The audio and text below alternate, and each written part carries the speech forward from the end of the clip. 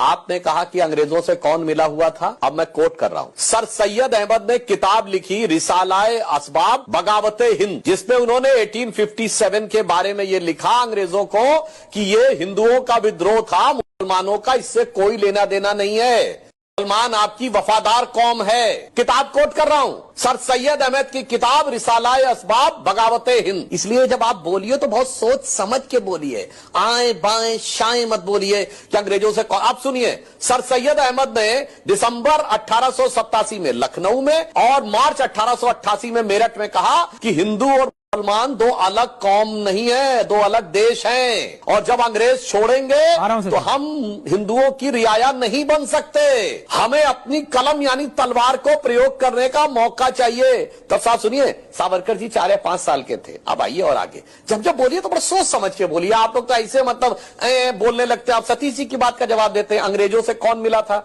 सतीश जी, जिस पार्टी की स्थापना एक अंग्रेज ने कराई, एलन ऑक्टेवियम ह्यूम, वो तो अंग्रेजों से मिली हुई नहीं थी।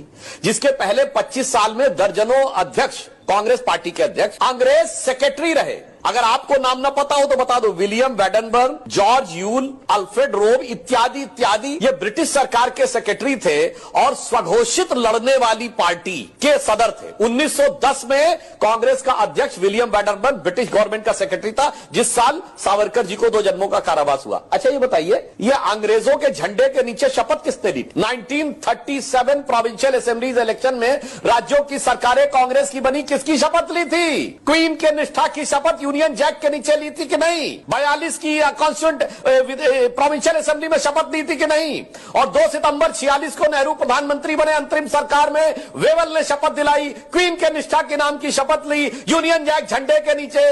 अरे भाई कुछ तो समझ के बोलिए, पत्रकार हैं सर, ऐसे इनसे मिले हुए थे, उनसे मिले हुए थे। और आपको एक और बात याद दिला दूं, बड़ा फेमस अकबर इलाहाबादी का शेर है कि कौम के गम में खाते हैं डिनर हुक्काम के साथ, रंज लीडर को है बहुत मगर आराम के साथ। यानी दिन में कांग्रेस का प्रदर्शन और रात को हुक्कामों के साथ डिनर। आपको पता किसके लिए कहा गया था? ये मोतीलाल नेहरू जी के साथ। ये मोतीलाल नेहरू इतना पैसा कहां से कमाए थे, करोड़ों रुपए उस जमाने में। हम लोग तो भुखमरी के दौर में थे। प्रिवी काउंसिल में किसके केस लड़ते थे जाके? अंग्रेजों के तो केस लड़ते थे जाके ना लंदन में। अरे लाखों दर्शक देख रहे होंगे, कोई बता दे कौन हिंदुस्तान का आम आदमी था जो लंदन की प्रिवी काउंसिल तक जाके लड़ता था और हजारों रुपए की उस जमाने में वो देता था। जिन्ना भी उन्हीं के वकील लड़ते थे जाके, मोतीलाल नेहरू उन्हीं के लड़ते थे जाके। मेरे भाई अब ये बताइए, ये जब काकोरी का प्रकरण हुआ तो चंद्रशेखर आजाद जी जिसमें शहीद हो गए और राम प्रसाद बिस्मिल और अशफाक उल्लाह खां को फांसी हुई, ब्रिटिश सरकार का वकील कौन था? कांग्रेस के नेता जगत नारायण मुल्ला, जो गांधी परिवार नेहरू परिवार के रिश्तेदार थे। सर पढ़े लिखे होने के बावजूद थोड़ा समझ के बोलिए। ये आप लोगों ने,